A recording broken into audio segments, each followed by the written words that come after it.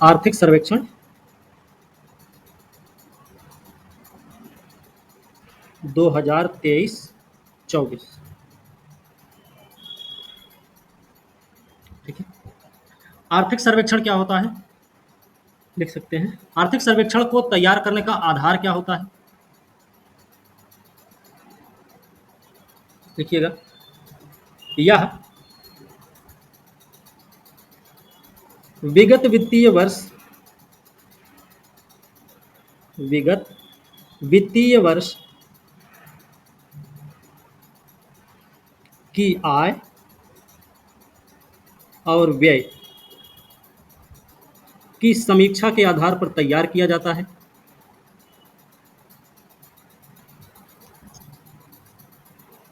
ठीक है। क्या होता है, पिछले वित्तीय वर्ष की आय और व्यय की समीक्षा के आधार पर तैयार किया जाता है।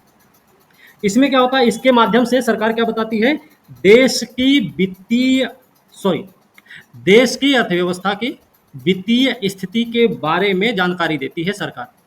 आर्थिक सर्वेक्षण के माध्यम से सरकार अर्थव्यवस्था की वित्तीय स्थिति के बारे में जानकारी देती है। ठीक है ना। इसमें ध्यान रखा जाता है उस वित्तीय वर्ष के दौरान देश भर में विकास का रवैया क्या रहा है, विकास का तरीका क्या रहा है, विकास का रुख क्या, स्पीड क्या रही है।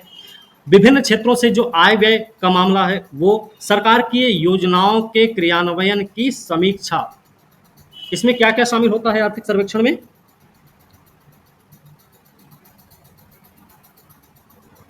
विशेष वित्तीय वर्ष में क्या क्या शामिल है, देश में विकास का रुख क्या रहा है, विभिन्न क्षेत्रों में आय व्यय, विभिन्न क्षेत्रों में आय व्यय क्या रहा है, योजनाओं का क्रियान्वयन की समीक्षा शामिल होती है। ये चीजें इसमें शामिल रहती हैं। आर्थिक सर्वेक्षण पहली बार कब पेश किया गया था, अगर देखें 1950-51 से लेकर 1964 तक की स्थिति क्या रही है कि जो आर्थिक सर्वेक्षण था वो आर्थिक बजट के साथ ही पेश किया जाता था, प्रस्तुत किया जाता था, बाद में अलग कर दिया गया है ना। अब क्या स्थिति है, जी सर। बजट से पहले प्रस्तुत किया जाता है, पहले बजट के साथ 64 तक। जाहिर सी बात है 64 के बाद ही क्या किया गया होगा, आर्थिक सर्वेक्षण आर्थिक बजट को अलग अलग दिनों में प्रस्तुत किया जाता होगा तभी से, और आर्थिक सर्वेक्षण को पहले, आर्थिक बजट को बाद में। इसके संकलन की अगर बात करें तो किसके निर्देशन में, मार्गदर्शन में इसको संकलित किया जाता है, मुख्य आर्थिक सलाहकार, मुख्य आर्थिक सलाहकार के मार्गदर्शन में संकलित किया जाता है। इस बार मुख्य आर्थिक सलाहकार कौन थे भाई, डॉक्टर वी अनंत नागेश्वरम। ये रहे इस बार मुख्य आर्थिक सलाहकार, मतलब इन्हीं के मार्गदर्शन में संकलित किया गया होगा ये, है ना। किसके द्वारा प्रस्तुत किया जाता है, तो वित्त मंत्री के द्वारा, वित्त मंत्री द्वारा संसद के समक्ष। सर अनंत के बाद क्या लिखे हैं, संसद के समक्ष। वित्त मंत्री कौन है भारत के, निर्मला सीतारमण। सीतारमन। इनके द्वारा छठी बार आर्थिक सर्वेक्षण प्रस्तुत हुआ है और 7वीं बार बजट प्रस्तुत किया गया, बजट प्रस्तुत किया गया है ना। 7वीं बार बजट प्रस्तुत किया गया है। इस बार का जो आर्थिक सर्वेक्षण है ना, इसको 13 अध्यायों में बांटा गया है, 13 अध्याय में बांटा गया है। ठीक है। बात करें 13 अध्याय है, तो हम पहले अध्याय की अगर बात करेंगे, अध्याय 1, अध्याय 1 अर्थव्यवस्था की स्थिति। अर्थव्यवस्था की स्थिति कैसी है? निरंतर आगे बढ़ते हुए।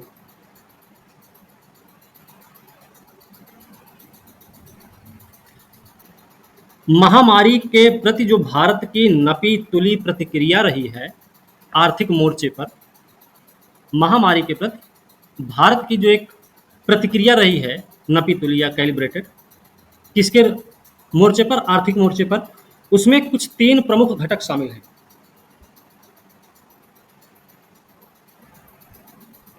महामारी के प्रति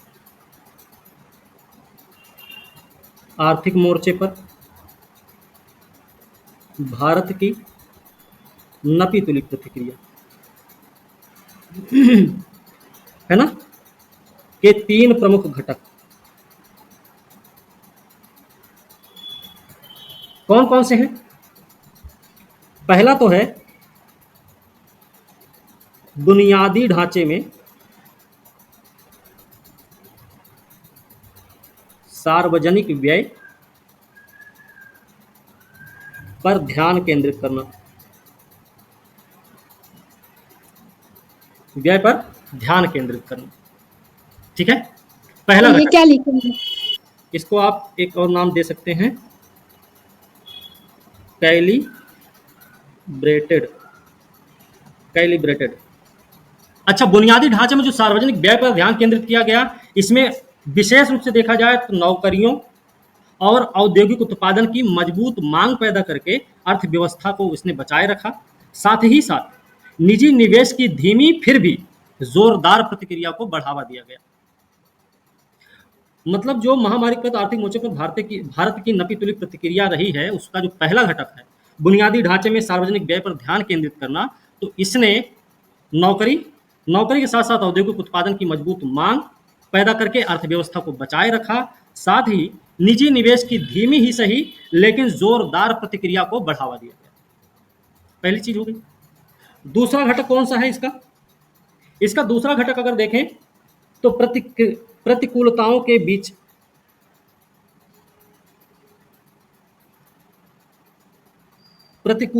बीच व्यावसायिक उद्यम और लोक प्रशासन की स्वाभाविक प्रतिक्रिया,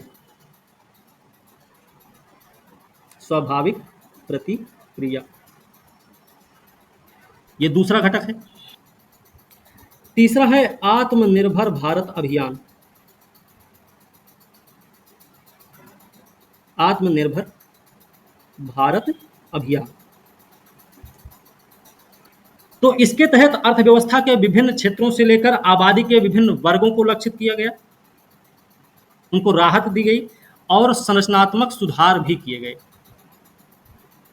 आत्मनिर्भर भारत अभियान जो कि तीसरे घटक के रूप में शामिल है, इसमें क्या हुआ है कि अर्थव्यवस्था के विभिन्न क्षेत्रों तथा आबादी के विभिन्न वर्गों को लक्षित राहत के साथ साथ संरचनात्मक सुधार पर ध्यान दिया गया है। ठीक है, इसके ये 3 घटक हैं। इस समय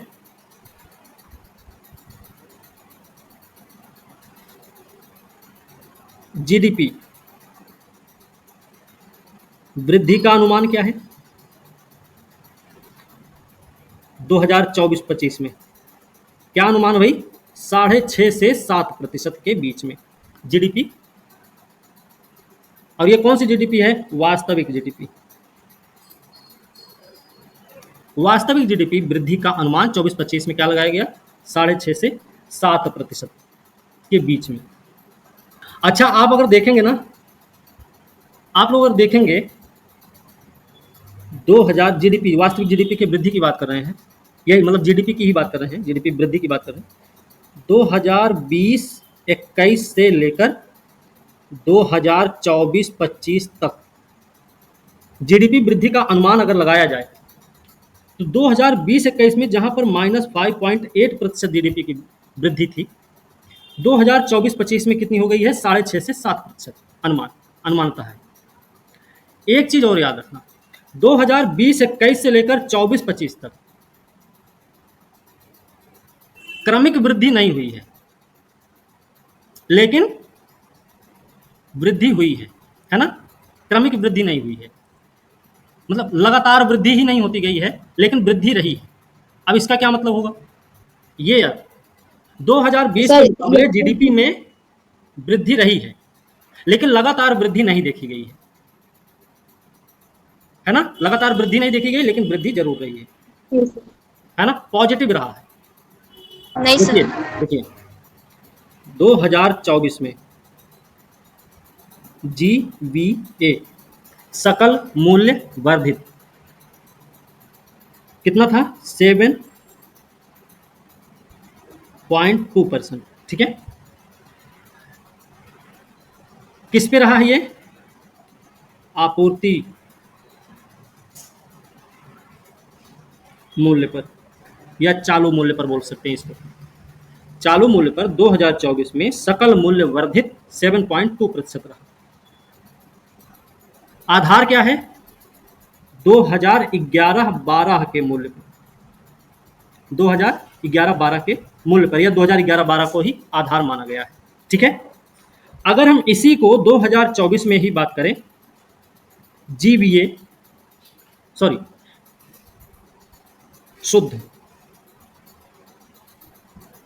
शुद्ध कर संग्रह की बात करें तो कितना?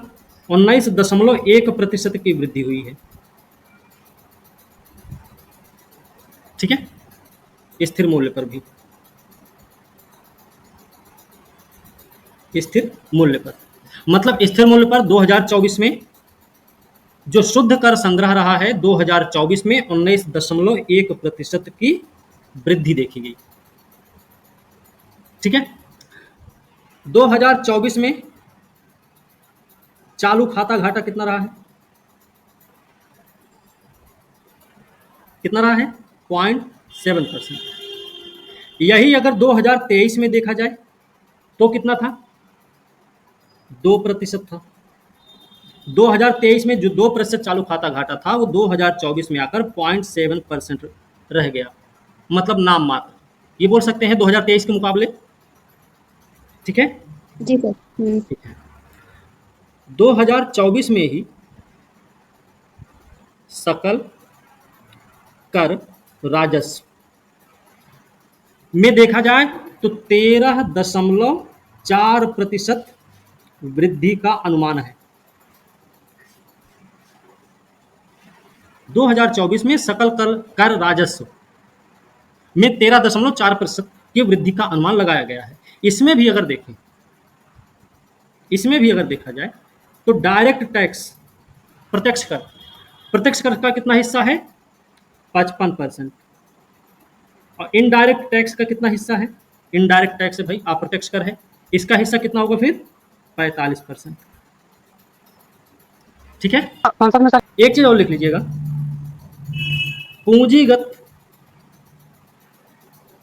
पूंजीगत व्यय के लिए आवंटित कुल व्यय का हिस्सा लगातार बढ़ता गया। लगातार मतलब वृद्धि देखी गई है इसमें, है ना? साथ ही साथ ये भी लिख लीजिए कि व्यय की गुणवत्ता में भी वृद्धि हुई। गुणवत्ता में भी वृद्धि। ठीक है,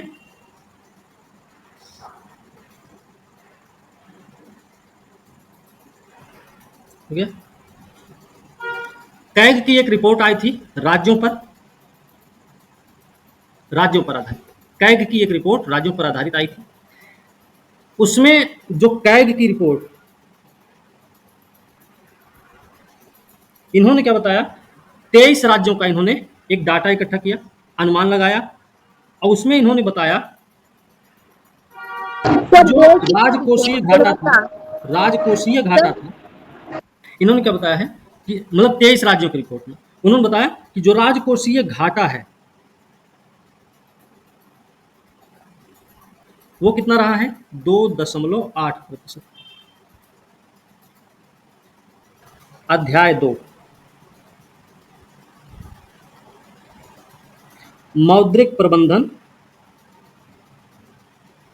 मौद्रिक प्रबंधन और वित्तीय मध्यस्थता, और वित्तीय मध्यस्थता, स्थिरता ही मूल मंत्र।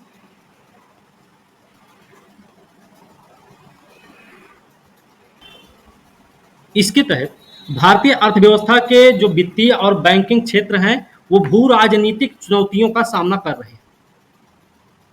भू राजनीतिक चुनौतियों का सामना करते हुए भी वित्तीय और बैंकिंग क्षेत्रों ने मजबूत प्रदर्शन किया। ठीक है, केंद्रीय बैंक ने पूरे वर्ष एक स्थिर नीति दर बनाए रखी। केंद्रीय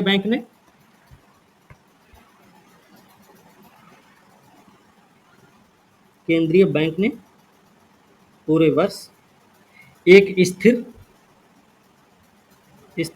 नीति दर बनाए रखी। स्थिर नीति दर बनाए रखी। इससे क्या हुआ?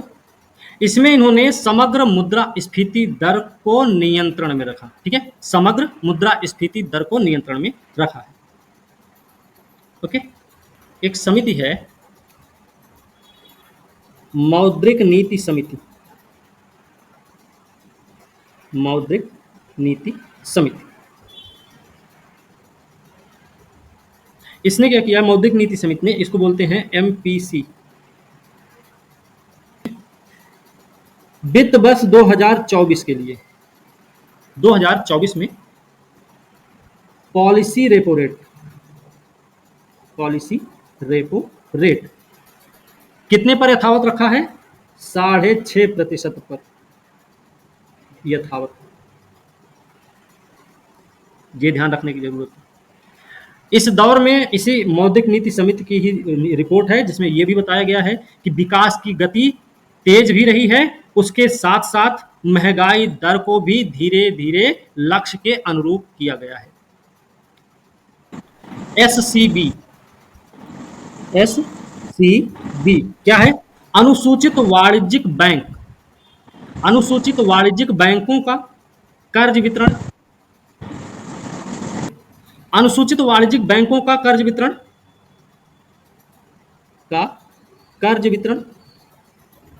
मार्च 24 के अंत में कितना रहा है? 20.2% वृद्धि देखी गई। 20.2% वृद्धि के साथ कितना हो गया? 164.3 लाख करोड़ रुपया। अनुसूचित वाणिज्यिक बैंकों का कर्ज वितरण मार्च 24 के अंत में 20.2% वृद्धि के साथ 164.3 लाख करोड़ रुपया रहा है। अब इसमें बात करें कृषि और संबद्ध क्षेत्र। कृषि और संबद्ध क्षेत्र या गतिविधियों को जो कर्ज मिला है, इसमें कितनी वृद्धि हुई है? तो 0.5 अंक में वृद्धि हुई। 0.5 अंक में वृद्धि हुई है कृषि के मामले में। औद्योगिक कर्ज की बात करें, औद्योगिक कर्ज की बात करें तो इसमें कितना हुआ? 8.5%, सब में वृद्धि हुई है। ठीक है, अब अगर यही हम एक साल पहले मतलब 2023 की बात कर लें, ये तो 2024 का है, लेकिन 2023 में अगर देखें तो ये रहा है 5.2%। ठीक है, अनुसूचित वाणिज्यिक बैंकों ने जो कर्जा दिया है सभी क्षेत्रों को, उसमें इतने प्रतिशत की वृद्धि मार्च 2024 के लास्ट में देखी गई। कितना दिया इन्होंने कर्जा विभिन्न क्षेत्रों को? 164.3 लाख करोड़ रुपया, जिसमें से सबसे ज्यादा वृद्धि किसमें देखी गई? कृषि क्षेत्र में, कृषि और उससे संबद्ध क्षेत्रों में, जो 0.5 अंक में रहा है। औद्योगिक क्षेत्र में कितना रहा? 8.5% का। 2023 में औद्योगिक क्षेत्र का में कितनी वृद्धि रही है? 5.2% की रही है। ठीक है सर, ये इंसॉल्वेंसी एंड बैंक रप्सी कोड, इसको आईबीसी भी बोलते हैं, ठीक है। आईबीसी को आईबीसी भी बोलते हैं, ठीक है। लिखिएगा, आईबीसी को पिछले 8 सालों में, सर रस्ट सी कोड 8 सालों में twin balance sheet, twin balance sheet, twin balance sheet समस्या का प्रभावकारी समाधान माना गया। किसको माना गया है? इंसॉल्वेंसी एंड बैंकरप्सी कोड को, ठीक है। क्या माना गया है सर? ऐसा बताया जाता है, मतलब 2024 तक 13.9 लाख करोड़ रुपए के मूल्य वाले 31,394 कारपोरेट कर्जदारों के मामले निपटाए गए। 13.9 लाख करोड़ रुपए के मूल्य वाले करीब 31,394 कितना है सर? कॉर्पोरेट कर्जदारों के मामले निपटाए गए हैं, ठीक है। सर ये लिखना था।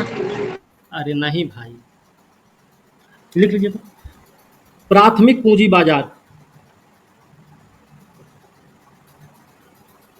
प्राथमिक पूंजी बाजार में अगर देखा जाए तो 2024 के दौरान, 2024 के दौरान कितना? 10.9 लाख करोड़ रुपए का सृजन हुआ है, ठीक है, ओके। अब ये क्या है, इसका क्या मतलब है? अगर देखा जाए तो 2023 के दौरान, 2023 के दौरान अगर देखा जाए तो ये सरकारी और निजी कंपनियों का जो सकल स्थिर पूंजी सृजन था उसका लगभग 29% है ये, ठीक है, लगभग 29% है, 10.9 लाख करोड़ रुपया। किसका? निजी और सरकारी कंपनियों के सकल स्थिर पूंजी सृजन का। एक चीज इसमें लिख लीजिएगा, भारतीय शेयर बाजार का बाजार पूंजीकरण, भारतीय शेयर बाजार का बाजार पूंजीकरण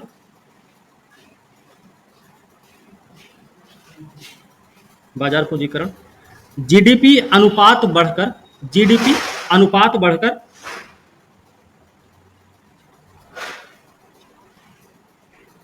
पूरी दुनिया में, पूरी दुनिया में मतलब विश्व में 5वें सर्वाधिक स्तर पर है, ठीक है। और भारत का जो माइक्रो फाइनेंस क्षेत्र है, माइक्रो फाइनेंस क्षेत्र है,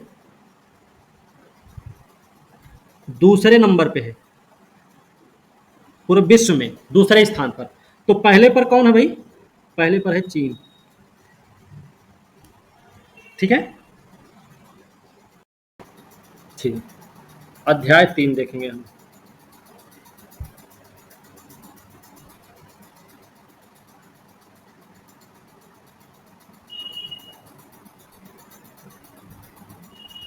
अध्याय 3 कीमतें और मुद्रास्फीति।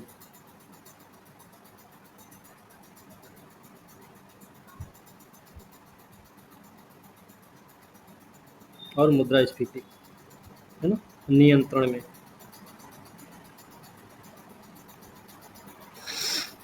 ठीक है।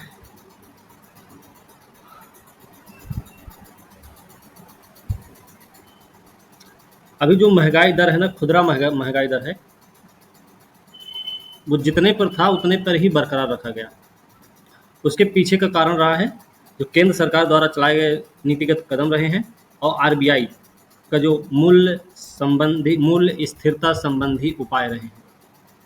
तो आरबीआई के मूल्य स्थिरता संबंधी उपाय और सरकार के द्वारा उठाए गए जो नीतिगत कदम रहे हैं, इनकी वजह से जो खुदरा महंगाई दर रही है वो पिछले की स्थिति पर ही रही, मतलब 5.4% पर ही रही है, ठीक है। एक चीज याद रखना इसमें, महंगाई दर, महंगाई दर महामारी से लेकर अब तक न्यूनतम स्तर पर है। ठीक है, न्यूनतम स्तर पर है, ये बात हमें याद रखनी है। इसमें कोर सेवाओं की भी महंगाई दर को देखेंगे तो पिछले 9 साल के न्यूनतम स्तर पर 2024 में देखी गई कोर वस्तुओं की महंगाई दर। ठीक है, तो ये हमें याद रखना है। तो कोर सेवाओं की महंगाई दर पिछले 9 साल के न्यूनतम स्तर पर है और कोर वस्तुओं की जो महंगाई दर है वो पिछले 4 साल के न्यूनतम स्तर पर है। ठीक है, अगर देखें 2023 में 2023 में खाद्य महंगाई दर 6.6% थी, लेकिन 2024 में देखें तो कितनी हो गई है? 7.5%। ओके, ये बात हमें याद रखना। ठीक भाई, ये हमें ध्यान रखना है। मुद्रास्फीति की अगर बात करें तो मुद्रास्फीति 29 राज्य और यूटीज में कितना रहा है? 6% से भी कम। ठीक है, 6% से कम रहा है मुद्रास्फीति। ओके, सर यूटीएस लिखे हैं। हाँ, संघ राज्य जिसको बोलते हैं, संघ राज्य क्षेत्र जिसको बोलते हैं। ठीक है,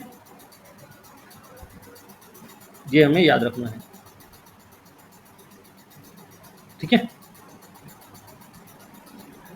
आरबीआई का आंकड़ा है, आरबीआई का एक आंकड़ा है कि 2025 में महंगाई दर कितनी होगी? तो 4.5%। और 2026 में महंगाई दर कितनी हो जाएगी? 4.1%। ये आरबीआई का आंकड़ा है। वहीं पर अगर हम आईएमएफ के आंकड़े की बात करें, अंतर्राष्ट्रीय मुद्रा कोष की बात करें, तो उन्होंने क्या बताया था? 2024 के लिए इन्होंने बताया था 4.6% महंगाई रहेगी और 2025 में इन्होंने क्या बताया था? 4.2%। कितना बताया इन्होंने? तो चौथा अध्याय है बाह्य क्षेत्र समृद्धि के बीच स्थिरता। मुद्रास्फीति भी हमने देखी है, भू राजनीतिक बाधाएं भी हमने देखी। इन सब के बावजूद भी हमारा जो भारत का बाह्य क्षेत्र है वो मजबूत ही बना हुआ है। ठीक है, भू राजनीतिक बाधा और मुद्रास्फीति, इन दोनों के होने के बावजूद भी भारत का बाह्य क्षेत्र मजबूत है। ठीक है, कैसे पता कर रहे हैं? आप देख सकते हैं, जो लॉजिस्टिक प्रदर्शन सूचकांक है आपका, किसके द्वारा जारी किया जाता है? वर्ल्ड बैंक द्वारा।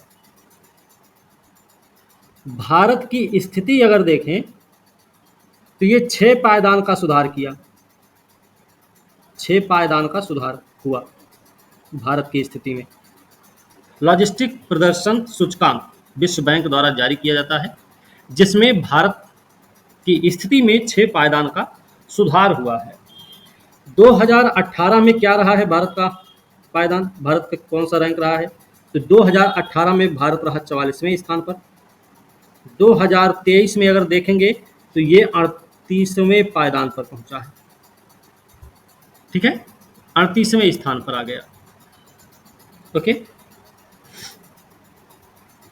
याद रखना, याद ये भी रखना है, 44 इस समय आयात में कमी आई है लेकिन सेवा निर्यात में वृद्धि देखी गई है। सेवा निर्यात में वृद्धि, व्यापारिक आयात में कमी की वजह से क्या हुआ? जैसे चालू खाता घाटा में सुधार हुआ है भारत में, चालू खाता घाटा में सुधार। तो सुधार क्यों हुआ है? जाहिर सी बात है, हमारा आयात से ज़्यादा निर्यात होगा, है ना? तो व्यापारिक आयात में कमी हुई है,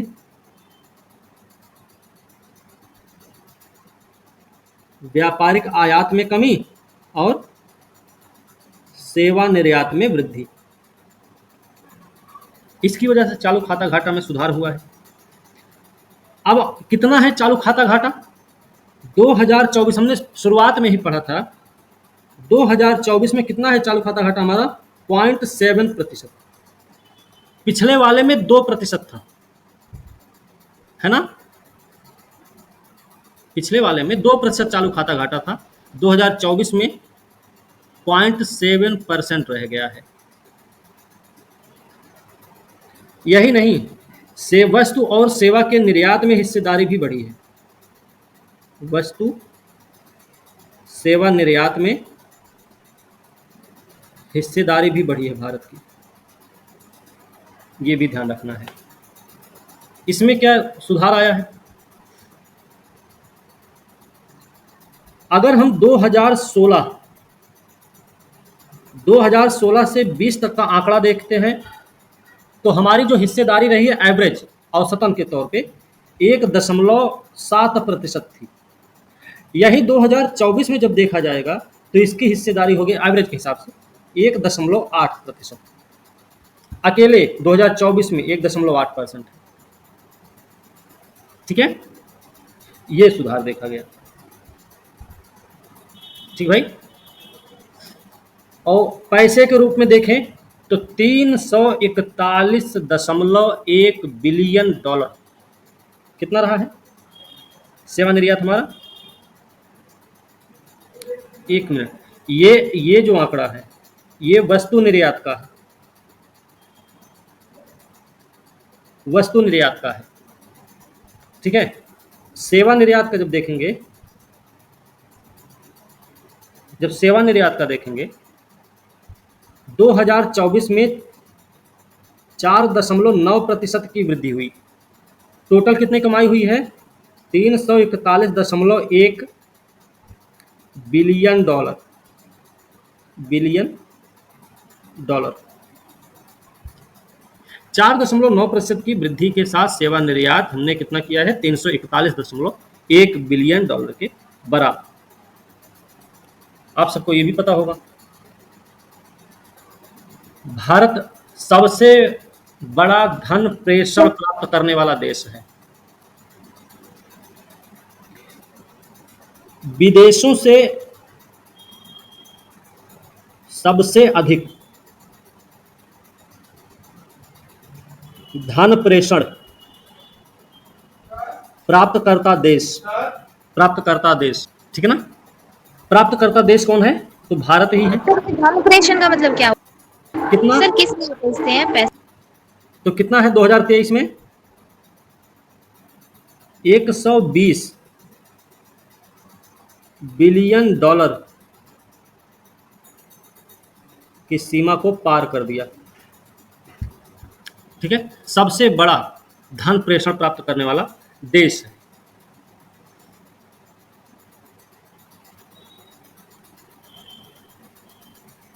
है ना? अच्छा,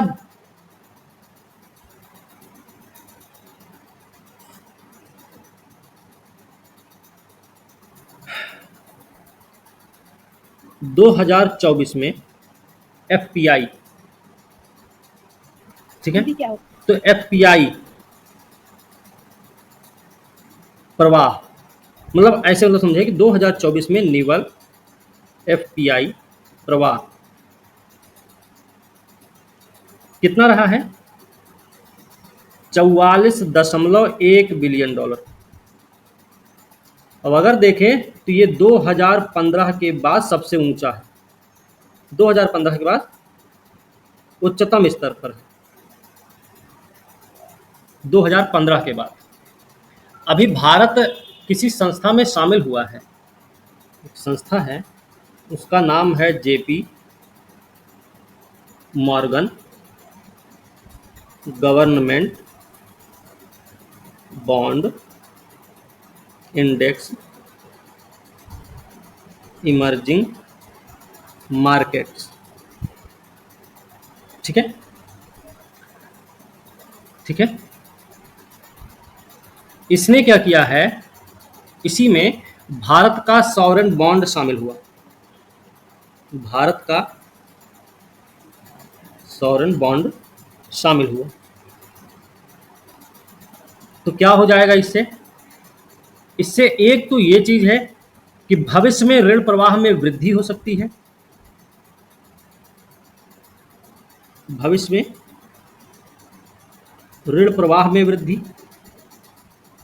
और दूसरी चीज है अधिक निवेश की मांग में भी वृद्धि होगी। ठीक है, अधिक निवेश की मांग में वृद्धि होगी। ओके, ये बात भी हमें याद रखनी है। अच्छा, भारत का विदेशी मुद्रा भंडार कितना है?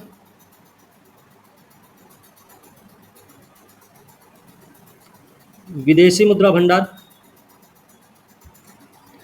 2023-24 में अगर देखा जाए, 2023-24 में अगर देखा जाए तो 646.4 बिलियन डॉलर है। यही अगर हम 2020-21 में देखते हैं तो कितना था? 577 बिलियन डॉलर। ठीक है, 2021-22 में अगर देखेंगे तो ये 607.3 बिलियन डॉलर। 2022-23 में अगर देखते हैं तो 578.4 बिलियन डॉलर है ना।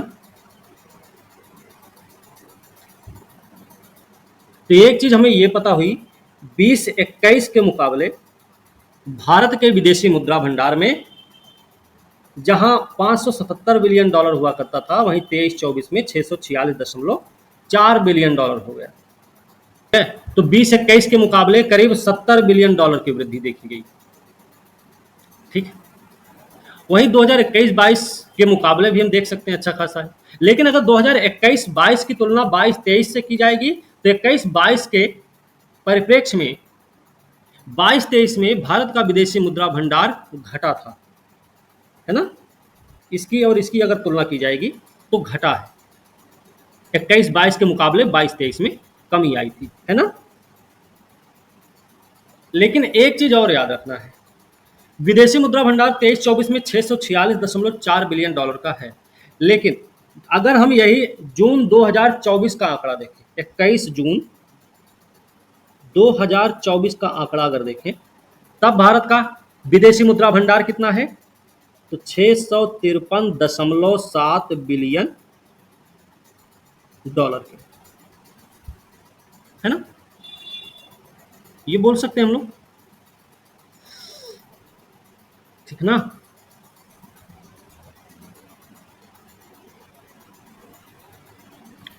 अब अगर देखा जाए जो ये हमारे पास विदेशी मुद्रा भंडार है इतना अच्छा खासा, इसका फायदा क्या है? तो अगर इसका फायदा देखा जाए तो एक चीज तो ये ध्यान रखना कि वित्त वर्ष 25 के लिए करीब 10 महीना से अधिक का हम आयात कर सकते हैं। जो 2025 का वित्त वर्ष है उसके लिए देखें तो लगभग 10 महीने से अधिक तक के लिए हम आयात कर सकते हैं, पहली चीज। और दूसरी चीज ये है, मार्च 24 के अंत में जो बकाया कुल हमारे ऊपर विदेशी ऋण है उसके 98% से अधिक को कवर भी किया जा सकता है इस विदेशी मुद्रा भंडार के भरोसे। समझ में आया ये पॉइंट? मतलब जी सर। इसमें हम जो हमारा विदेशी मुद्रा भंडार है, इतने में 2025 वित्त वर्ष के लिए हम 10 महीना से लगभग 10 महीना से अधिक का आयात कर सकते हैं बेरोक को। दूसरी चीज, मार्च 24 के अंत में जो हमारे पास बकाया ऋण है, विदेशी ऋण है, उसके 98% से अधिक भाग को हम कवर भी कर सकते हैं इसी के भरोसे। ठीक है, अध्याय 5 क्या है? अध्याय 5 भाई, अध्याय 5 मध्यम अवधि परिदृश्य। मध्यम अवधि परिदृश्य, नए भारत के लिए विकास दृष्टि। नए भारत के लिए विकास दृष्टि। ठीक है, इसमें क्या है? इसमें देखा जाए तो अल्प से मध्यम अवधि में नीतिगत फोकस के कुछ प्रमुख क्षेत्र रहे हैं। अल्प से मध्यम अवधि में नीतिगत फोकस के प्रमुख क्षेत्र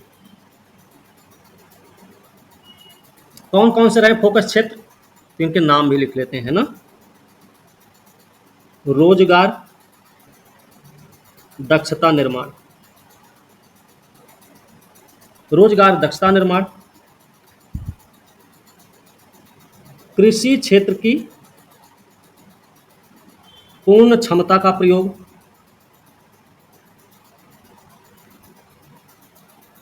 एमएसएमई की बाधाओं का समाधान, एमएसएमई की बाधाओं का समाधान, ऊर्जा, ऊर्जा बदलाव के लिए हरित हरित स्रोतों को हरित स्रोतों को अपनाने का प्रबंधन, अपनाने का प्रबंधन, अपनाने का प्रबंधन। अगला, चीनी पहेली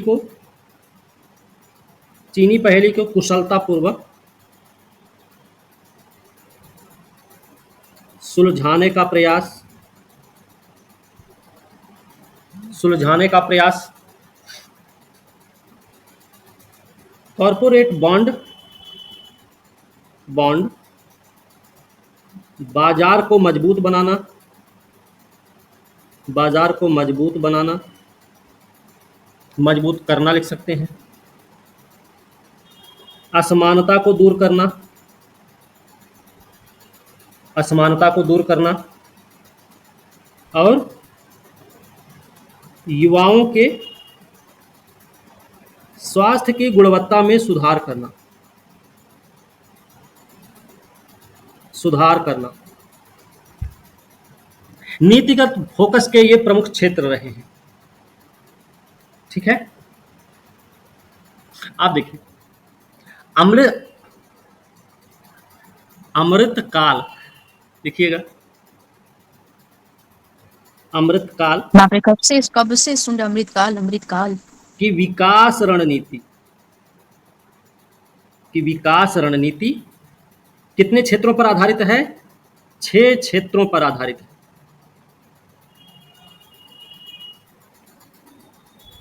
6 क्षेत्रों पर आधारित है।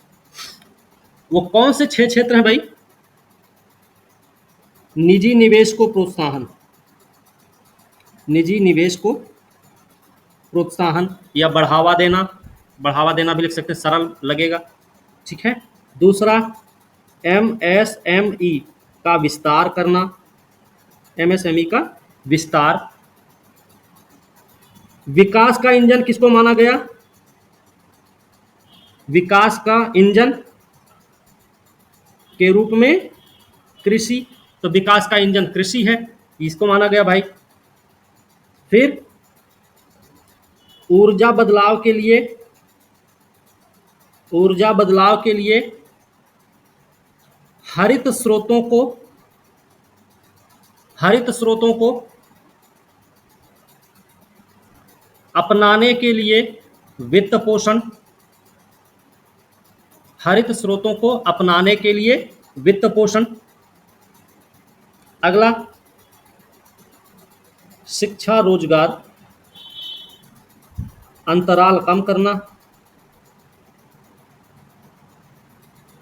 और राज्यों में क्षमता निर्माण, है ना, राज्यों में क्षमता निर्माण। अब देखेंगे अध्याय 6, अध्याय 6 जलवायु परिवर्तन, जलवायु परिवर्तन और ऊर्जा संक्रमण, ऊर्जा संक्रमण। समझौताकारी सामंजस्य।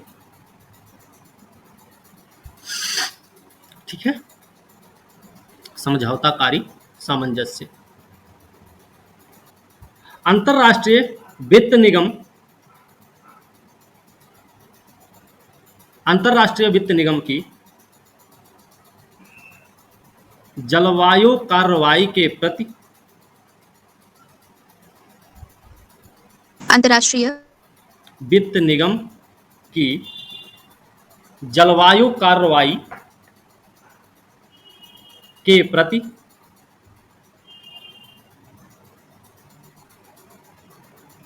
प्रतिबद्ध। सर कार्रवाई के बाद क्या बोले? कार्रवाई के प्रति प्रतिबद्ध प्रयासों को भारत ने स्वीकार किया तथा 2 डिग्री सेंटीग्रेड 2 डिग्री सेंटीग्रेड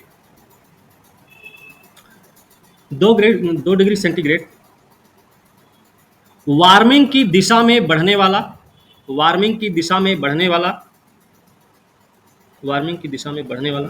एकमात्र G20 देश है। अब देखिए, अगर हम बात करें भारत में 31 मई 2024 तक की स्थिति की बात करें, 31 मई 2024 तक जितनी भी विद्युत उत्पादन क्षमता रही है, इसमें से गैर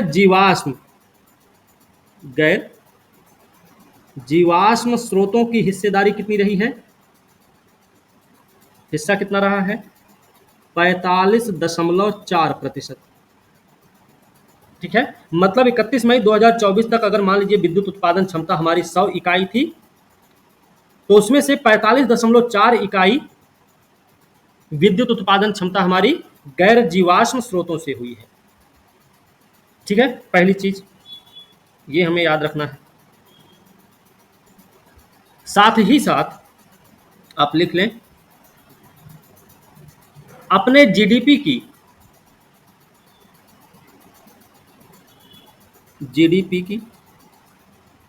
उत्सर्जन तीव्रता को कम किया है। जीडीपी की उत्सर्जन तीव्रता को कम किया है। कितना कम किया भाई? 2005 से लेकर 2019 के बीच में करीब 33% की कमी आई है। 2005 से लेकर 2019 के बीच में 33% की कमी आई। ओके, भारत में देखो, एक तो लिख लो सौर ऊर्जा क्षमता स्थापित की बात कर रहे हैं हम, कुल की बात नहीं, स्थापित की बात कर रहे हैं। तो भारत का कितना है? 15.03 गीगावाट। 15.03 गीगावाट की वृद्धि हुई। किसमें? सौर ऊर्जा क्षमता में, स्थापित सौर ऊर्जा क्षमता में। ठीक है, कब? 2023-24 में। 2023-24 में। ठीक है, अब ये कितना पहुंच गया? तब इतनी तो वृद्धि हुई है। अब अगर देखें 30 अप्रैल 2024 तक की स्थिति क्या रही है, तो अब इसकी स्थिति हो गई 82.64 गीगावाट के बराबर। ठीक है, सौर ऊर्जा क्षमता 30 अप्रैल 2024 तक कितनी हो गई? 82.64 गीगावाट हो गई है। ठीक है, अच्छा, ये जो 33% की कमी आई है, इसमें एक चीज और लिख सकते हैं, 1.97 अरब टन। ठीक है, कार्बन समन का सृजन, कार्बन समन का सृजन। ठीक है भाई,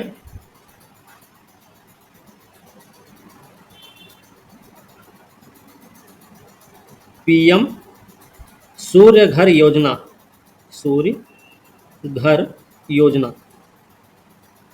इसके तहत मतलब रूफ टॉप सोलर पैनल के माध्यम से, सोलर पैनल के माध्यम से 30 गीगावाट 30 गीगावाट सोलर क्षमता जोड़ी गई। ठीक है, 30 गीगावाट सोलर क्षमता जोड़ी गई है। ओके, लीजिए तो जलवायु परिवर्तन के लिए सबसे अधिक संवेदनशील क्षेत्र कौन सा है? जलवायु परिवर्तन के लिए सबसे अधिक संवेदनशील क्षेत्र तो कौन है भाई? तटीय क्षेत्र। भारत का तटीय क्षेत्र की बात कर रहे हैं, याद रखना, भारत का तटीय क्षेत्र। उपाय इसका क्या हो सकता है? आर्द्रभूमि संरक्षण। आर्द्रभूमि संरक्षण इसका उपाय हो सकता है। अभी आप देखें तो भारत ने आर्द्रभूमि और मैंग्रोव संरक्षण को प्राथमिकता दी है। आर्द्रभूमि मैंग्रोव संरक्षण को प्राथमिकता दी है। 2014 से अगर देखा जाए, 2014 से 56 नए रामसर स्थल शामिल हुए। रामसर स्थल शामिल हुए, है ना? एक ये आपको याद रखना चाहिए। अभी कितनी है संख्या इनकी? टोटल हो गई 82। कुल संख्या इनकी 82 हो चुकी है। ठीक है, ये आपको याद रखना है। 2014 से इनकी संख्या मतलब 56 नए रामसर स्थल जोड़े गए हैं, तो अब संख्या इनकी 82 हो चुकी है। ठीक है, भारत में ग्रीन फाइनेंस इकोसिस्टम को बढ़ावा कौन दे रहा है? ग्रीन फाइनेंस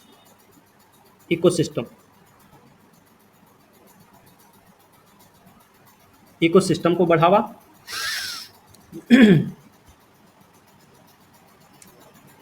और विकसित करने के लिए आरबीआई ने क्या किया है? ग्रीन डिपॉजिट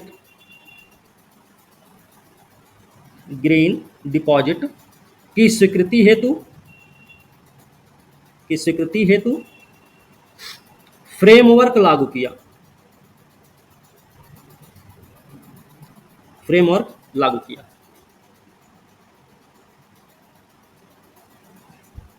ठीक है, इसके अलावा यही जो चल रहा है अपना, इसी अध्याय 6 में ही ये सब है।